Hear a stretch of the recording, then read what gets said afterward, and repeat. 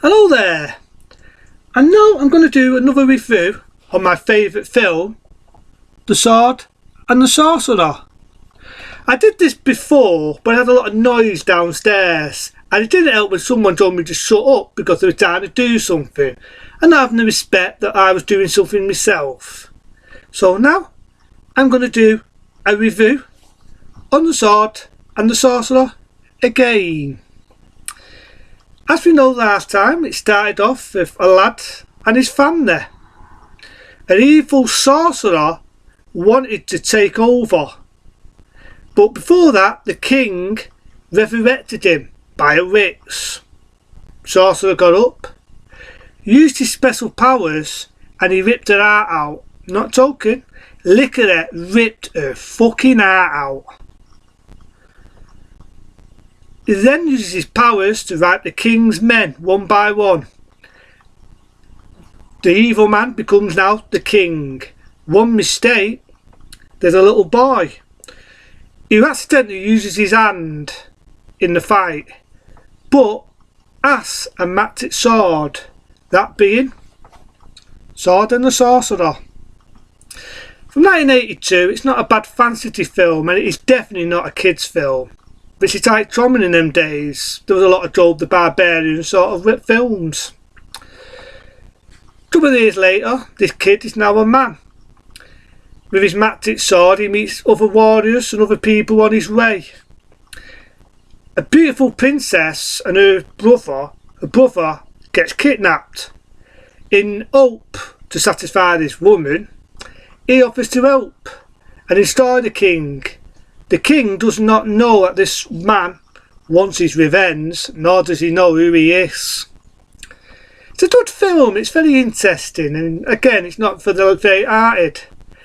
And as we know, the sorcerer got set up by the king, stabbed and left for dead. But as the film goes on, you find out he's not dead. That's the warrior trying to save the princess, and they have him tied up. This is a very interesting scene actually, because they've got him tied up with two bolts in his hands, and I shit you not, it looks like Jesus, you know, the sacrificing scene. One there, one there. Really bloody scene actually. And this is all his thanks for trying to save the princess. However, he gets away, fights the swords, and there's this one man who offers to help. But what you think is, he isn't. He's actually the sorcerer disguise, and he literally rips the whole of his face off. Good effect, really gruesome. And the warrior comes in, kills the big sorcerer. Again, like I said last time with the film, it does have a lot of force. Some of his men get tattooed, and you don't actually see them get tattooed. But there's one gruesome scene in the film where they've got this woman. You don't see it, but you've got the idea that they've cut her tongue off.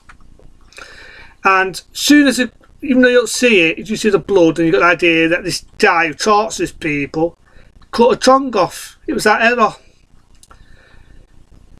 To stop the others from talking, she self-sacrifices herself by whamming the sword into a duck and killing herself. I told us one of the guys get their own back, get this fucking guy, ram his fucking head into a meat thing. You just see blood squirting out everywhere. Beautiful scene, really beautiful. And apart from that, he fights the king, the bad one. He finds out who he is, kills him with the magic sword. Again, there's a few falls in it, like the hand.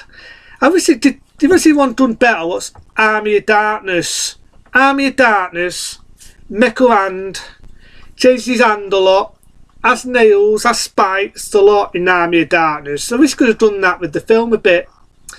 My other thought is, the sorcerer gets back up, kills him. Now, after what the sorcerer did, killing all of his family, killing his mates, I thought it would have been a better scene if he has to fight with him a bit more, you know what I mean? Make more 50 truss and snap neck or something.